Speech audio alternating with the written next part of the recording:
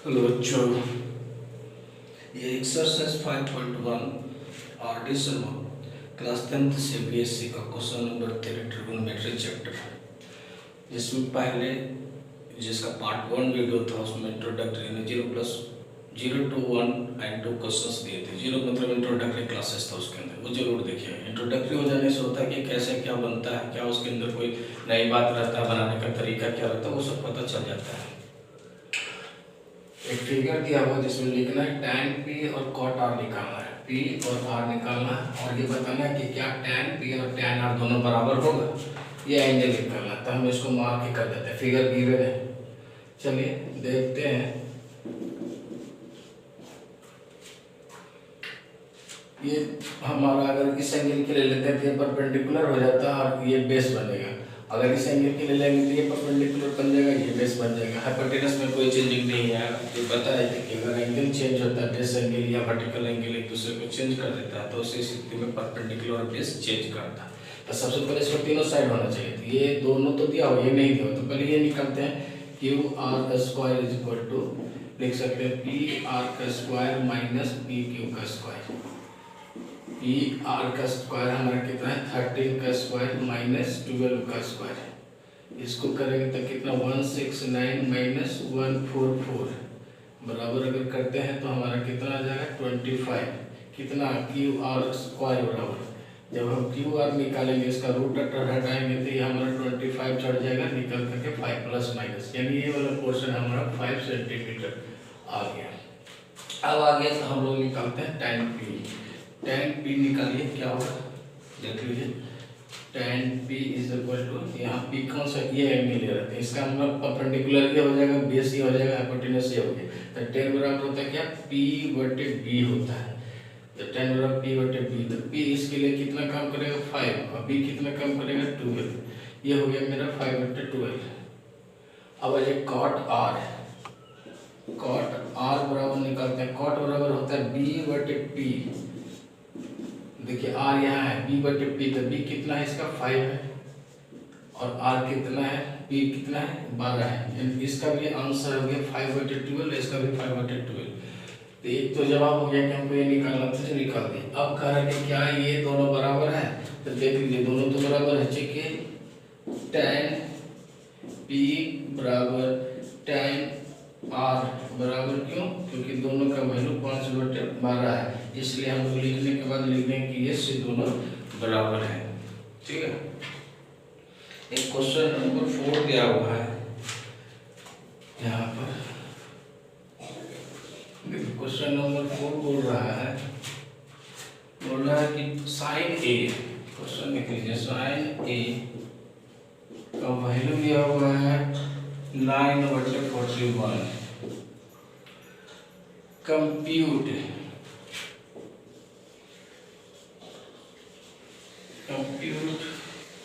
cos A and tan A। ये question number 4 given है। देखिए, साइन ए का वैल्यू दिया है 9 बटे 41। Compute cos A and tan A निकालना है। कंप्यूट का मतलब फाइंड करने के लिए भी कर सकते हैं इसको, मतलब एक ही क्वेश्चन का वर्ड का प्रयोग कर देता है तो लगता है कि हम कोई नया क्वेश्चन बना रहे हैं, ऐसा होता नहीं है। अंग्रेजी में क्या होता है ना, सब्स्टिट्यूशन वर्ड बहुत सारे होते हैं, तो उसके जगह पर अगर इस्तेमाल कर देता है तो एक नया क्वेश्चन जैसा रूप ले लेता है, लेकिन रियल में ऐसा होता नहीं। चलिए हम एक फिगर बनाएंगे पहले। यहाँ ये है तो कोशिश हम करेंगे कि इसका बेस एंगल यही है। बी इधर डाल दीजिए, कुछ वैल्यू बोल तो नहीं रहा है तो हम कहीं भी डाल सकते हैं। तो हमारा ये चूंकि निकालने वाला बात कर रहा था, तो यहाँ भी हो सकता था, लेकिन यहाँ कभी नहीं होगा। देखिए 90 डिग्री के पास ये वाला कभी नहीं होगा, ये बात कन्फर्म है। लेकिन यहाँ ये हो सकता है, यहाँ ये हो सकता है। तो हम ए नीचे लिखते हैं ताकि हमको बेस ये परपेंडिकुलर जैसा लगे, बेस जैसा लगे। तो देखिए क्या लिखा हुआ है, साइन ए का वैल्यू होता है हमको p बटे h, और ये दिया कितना, 9 बटे 41, यानी परपेंडिकुलर अगर ये 9 होगा, ये 41 हो गया, तो हम लोग को ये वाला पहले पोर्शन को निकालना होगा।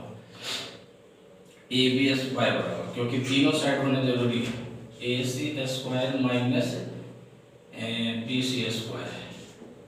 ए से कितना है 41 का स्क्वायर माइनस 9 का स्क्वायर, इसका हो गया जा करके इसको गुना कर दिया 41 को गुना करके कितना हो गया 141 4 16 यानी 1681 माइनस 81। अगर हम इसको घटाएंगे तो 1600 आ जाएगा, इसलिए ए भी जब निकालेंगे तो इसके ऊपर रूट चढ़ जाएगा 1600, यानी इसको हम लोग 40, यानी ये वाला पोर्शन मेरा 40 हो गया। 40 होने के बाद हम लोगों को निकालना क्या है, निकालना है कॉस से। चलिए देखिए कॉस ए का वैल्यू कॉस बराबर होता है बी बटे एच, ये याद होना चाहिए। ध्यान दीजिए बार बार फॉर्मूला हम लोग लिखते चले जाते हैं, इसका मतलब वो याद होना चाहिए। तो कॉस बराबर होता है बी बटे एच, तो बी यहाँ कितना दिया हुआ 40 और एच दिया हुआ 41, यानी हम लोग को कॉस ए का वैल्यू 40 बटे 41 आ गया। अब आ जाइए टैन ए, टैन का होता है पी बटे बी, पी कितना है इसके अंदर 9 है और बी कितना है 40 है। इस तरह से ये दोनों वैल्यू हम लोग को फाइंड आउट हो गया। देखिए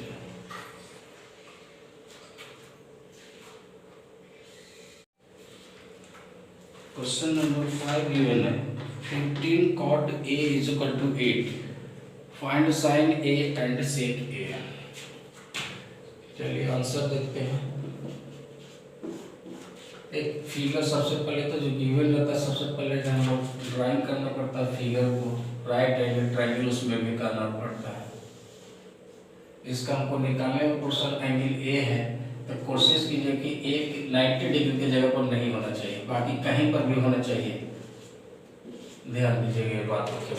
गिवन क्या है 15 cot A बराबर 8, ये कंडीशन कुछ इस तरह से दिया हुआ, तो हम लोग इसको क्या निकालेंगे cot A बराबर हम लोग लिख सकते हैं 8/15 हो गया। अब cot का फॉर्मूला क्या होता है बेस बटे परपेंडिकुलर, तो इसका बेस ऊपर वाला 8 यानी ये वाला 8 पोर्शन हो गया और परपेंडिकुलर यानी ये वाला 15 पोर्शन हो गया, ये वाला पोर्शन। तो हमको हाइपोटेनस बच गया, यानी ए बी स्क्वायर बराबर पहले निकालेंगे, ए बी स्क्वायर बराबर बी सी का स्क्वायर प्लस ए सी का स्क्वायर। बी सी कितना दिया हुआ मेरा 15 का स्क्वायर प्लस 8 का स्क्वायर, मतलब 225 प्लस 64। अगर जोड़ेंगे तो हमको हो गया 982, इसीलिए ए बी का स्क्वायर जब हटाएंगे तो रूट अंडर स्क्वायर चढ़ जाएगा 289, ये 17 आ गया। ये जो आ गया आपको 17 सेंटीमीटर रहेगा तो सेंटीमीटर, मीटर रहेगा तो मीटर, कुछ भी लिख सकते हैं। अब हमारा जो क्वेश्चन गिवन है जो कि फाइंड करने वाला साइन ए, देख लीजिए ये लिखते समय में एंगल पर जरूर मार्किंग कीजिए। ए बोल रहा है तो हमको इसी एंगल को टारगेट करना है, अगर कहीं से गलती से बी बोल देता तो हम उसको करते। ये बात गलती होने की संभावना इसमें ज़्यादा रहता है, इसलिए ध्यान दीजिएगा। साइन का हम लोग को पी बटे एच होता है, परपेंडिकुलर बटे हाइपोटेनस, यानी परपेंडिकुलर इसका 15 है और हाइपोटेनस 17 है, एक हो गया। दूसरा है सेक ए, सेक का वैल्यू होता है कॉस का उल्टा, तो कॉस होता है बी बटे एच, यहाँ एच बटे बी हो जाएगा उल्टा। एच कितना है 17 और बी कितना है 8, 17 बटे 8, ये मेरा दोनों आंसर हो गया। एक क्वेश्चन नंबर 6 है, लिखता है in triangle P Q R, in triangle P Q R right angle at Q, right angle at Q, P Q is equal to 4 centimetre, PQ is equal to 4 centimeter, RQ is equal to 3, RQ is equal to 3 centimeter. Find the value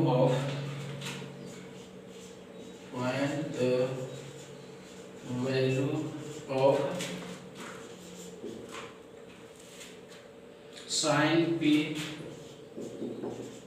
sin R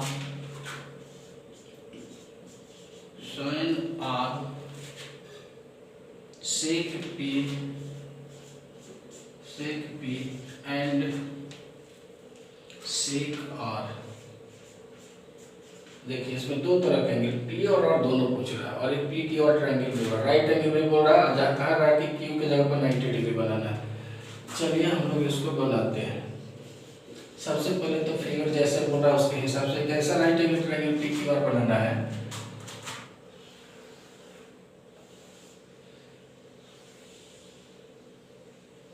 जिसके अंदर cube पे 90 degree होना चाहिए, तो 90 degree वाला पहले cube डाल दीजिए, इसको डाल दीजिए पी और इसको डाल दीजिए आर, कोई भी डाल सकते हैं, ये चेंजेबल है।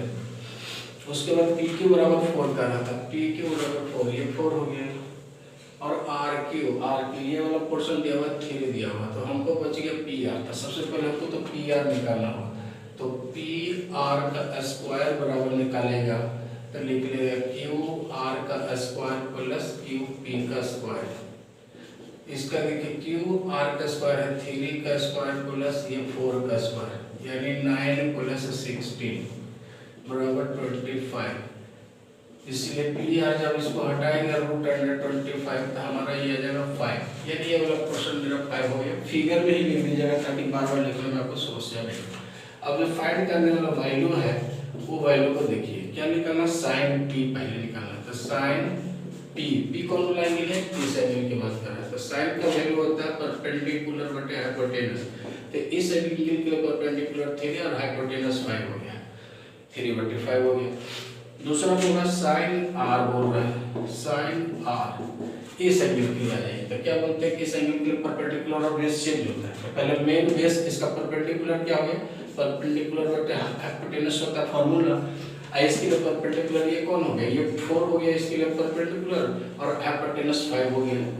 देखिए ये हो गया। उसके बाद है सेक पी आ रही है, सेक पी एंगल मतलब इस एंगल के लिए सेक होता है cos अल्टा का, cos होता है b बटे h यानी h बटे b। इस एंगल के लिए इसका h है हमारा 5 और b है इसका 4। अब आ जाइए सेक r बराबर, सेक r का भी मतलब होता है h बटे b। अब इसके लिए देखिए r इस एंगल के लिए क्या रहा है, इसके लिए तो h 5 रहेगा ही, लेकिन इसका जो बेस है ऐसे हो जाएगा, बेस हमारा 3 हो जाएगा, चेंज कर जाएगा। तो इस तरह से ये चारों वैल्यू हम लोग को निकल गए।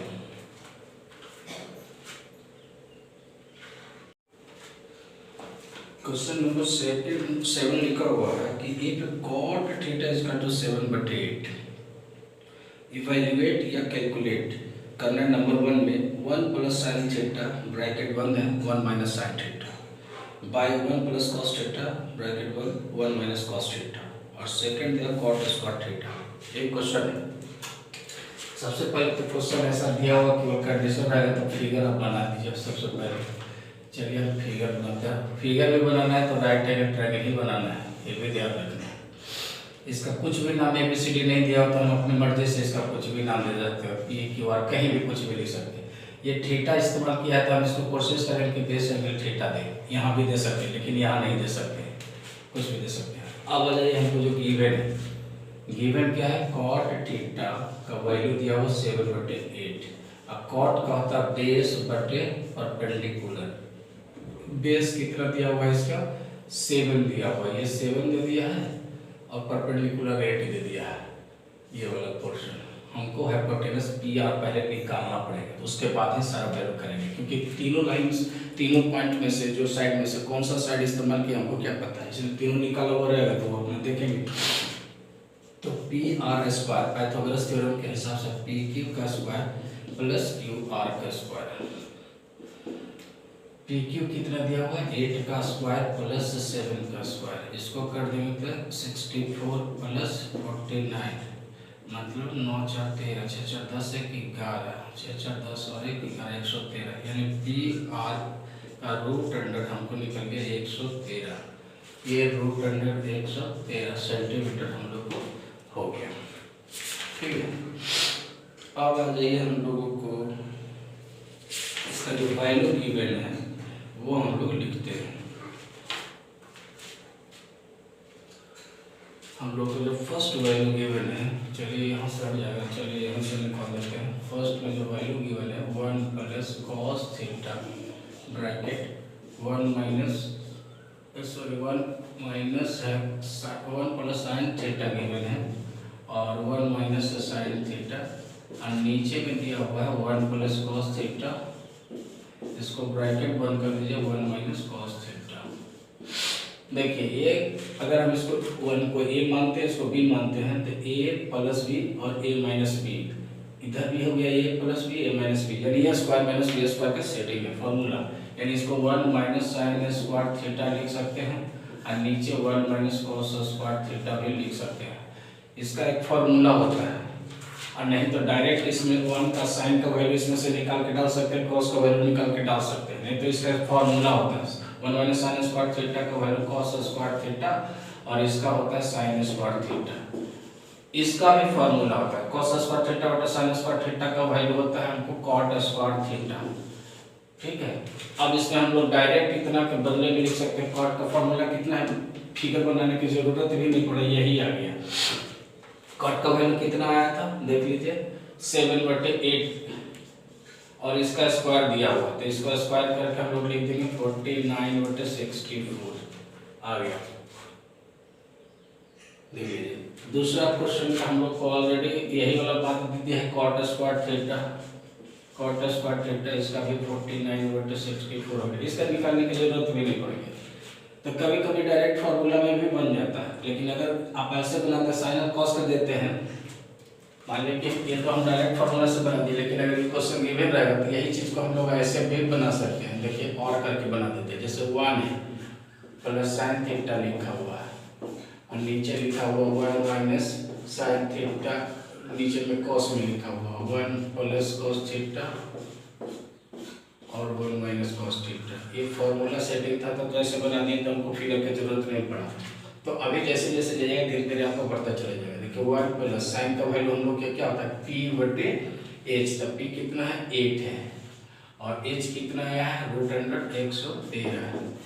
ऐसे बंद कर दीजिए, यहाँ 1 माइनस 8/√113 और नीचे आ जाइए क्वेश्चन बराबर दिएगा तो इस लाइन के आगे बराबर दीजिएगा 1 प्लस कॉस का b/h यानी 7/√113 और इसको कर दीजिएगा तो 1 माइनस 7/√113।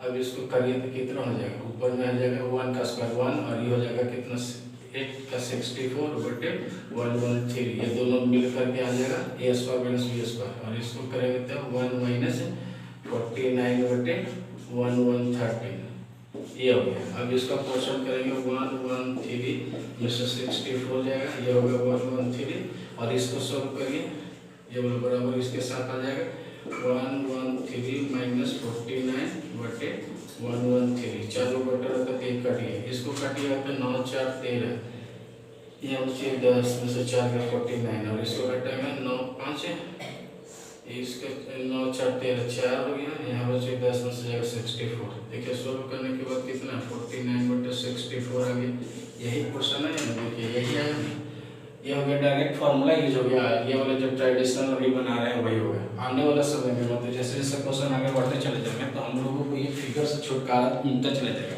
और फार्मूला ज़्यादा से ज़्यादा अप्लाइड होना शुरू हो जाएगा। ये दोनों तरीके से बना दिए, देखिए